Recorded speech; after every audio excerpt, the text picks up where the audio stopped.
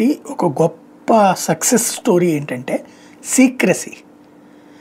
Surgical strike చేసే చెప్పేదాకా బయటకు వచ్చి సైన్యం చెప్పేదాకా ఎవరికి తెలియదు. సర్జికల్ స్ట్రైక్ 1 అయినా 2 అయినా ఆపరేషన్ సింధూర్ అయినా. యాక్చువల్గా కాంగ్రెస్ గవర్నమెంట్ హయాంలో ఒక నెల తర్వాత తీసుకోబోయే నిర్ణయాలు ఇప్పటికే బయటకు వచ్చేస్తాయి.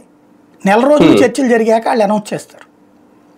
వాళ్ళ ఫార్ములా ముందు లీక్ ఇచ్చి లేదా ముందు లీక్ అయ్యి చర్చ జరిగాక డెసిషన్ తీసుకున్న సందర్భాలు ఉన్నాయి. బీజేపీ హయాంలో మోడీ వచ్చాక జిఎస్టీ దగ్గర నుంచి దాని పేరేంటది నోట్ల రద్దు కావచ్చు, ఆర్టికల్ 370 కావచ్చు, ఏ విషయంలోనైనా అతను బయటపడ్డా.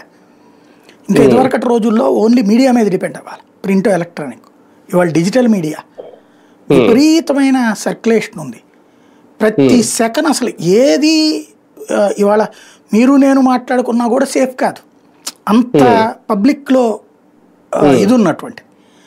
అలాంటి రోజులలో వాళ్ళు చెప్తే కానీ బయటికి తెలియంది ద్రౌపది ముర్ము ఇష్యూ కావచ్చు, రామ్నాథ్ కోవింద్ ఇష్యూ కావచ్చు, జగదీప్ ధన్కడ్ ఇష్యూ కావచ్చు, ఇవాళ ఈయన ఇష్యూ కావచ్చు, రాధాకృష్ణన్ ఇష్యూ కావచ్చు.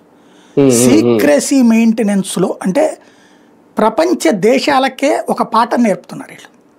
అమెరికా వాడు ఉక్రెయిన్కి ఏం చేయబోతున్నాడో, రష్యా ఉక్రెయిన్ మీద ఏం చేయబోతుందో,